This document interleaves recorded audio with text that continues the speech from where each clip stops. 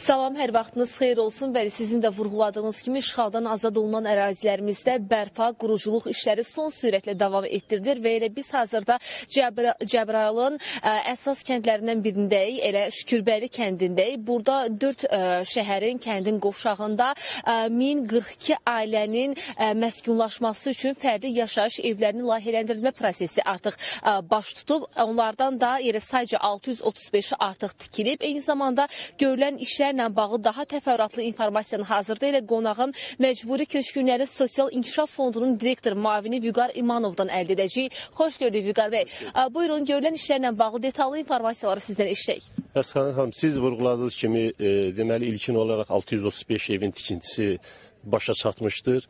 Bunlar 4 tipli evlərdən ibarətdir. Yəni 2 otaqlı, 3 otaqlı, 4 otaqlı və 5 otaqlı evlərdir. Kəndin quruculuğunda həmçinin bir sıra infrastruktur layihələrdə baş tutmuşdur. Yəni qaz, işıq, su təminatı və həmçinin də yol infrastrukturu qurulmuşdur. 25 kilometr kənd daxili yol tikilmişdir və bu yolların üstündə 3 ədəd bir aşırımlı avtomobil yolu, 2 ədəd piyada körpüsü və digər infrastruktur layihələri də həyata keçirilmişdir. Və bunlarla yanaşı həmçinin bir sıra sosial obyektlər də tikilmişdir. 360 yerlik məktəb, 2 ədəd hər biri 80 yerlik uşaq bağçası, inzibati bina, tibb məntəqəsi, 350 yerlik klub, musiqi məktəbi və bunu da xüsusi olaraq vurğulamaq istəyirəm ki, işğaldan azad olmuş ərazilərdə Şərqi Zəngəzurda nəzərdə tuturam. Cəbrayıl, Zəngilan, Qubadlı rayonlarında həyata keçirilən layihələr çərçivəsində ilkin olaraq ilk dəfə Şükürbəyli kəndində musiqi məktəbi də tikilmişdir. Və digər quruculuq işlərində hamımızın bildiyimiz kimi son illərdə müşahidə aparmışıq ki, müəyyən normadan artıq yağan yağışlar nəticəsində artıq sel təhlükələri yaranır.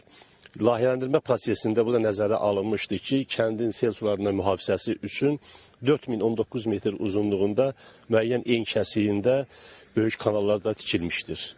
Bu günləri artıq kənddə 2 gün öncə 107 ailənin qəbulu baş tutmuşdur. Bu günləri kənddə 107 ailə artıq məskunlaşıb yaşayır. Bu günlərdə növbəti 107 ailənin qəbulu baş tutacaqdır. Bununla da demək olar ki, qısa bir zamanda bu 635 ailənin kənddə məskunlaşması prosesi başa çatdırılacaqdır. Əsl torpağın sahibləri öz ata-baba yurtlarına qovuşacaqdır.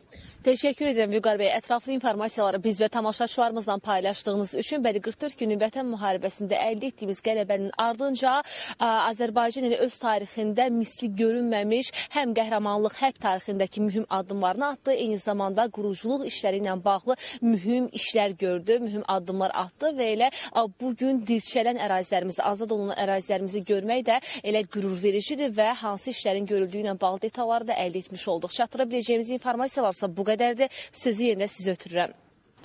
Təşəkkürlər Rəqsanə. Xatırladım ki, xüsusi müxbirimiz bizə Şükürbəylidə görülən son işlər barədə məlumatları çatdırdı.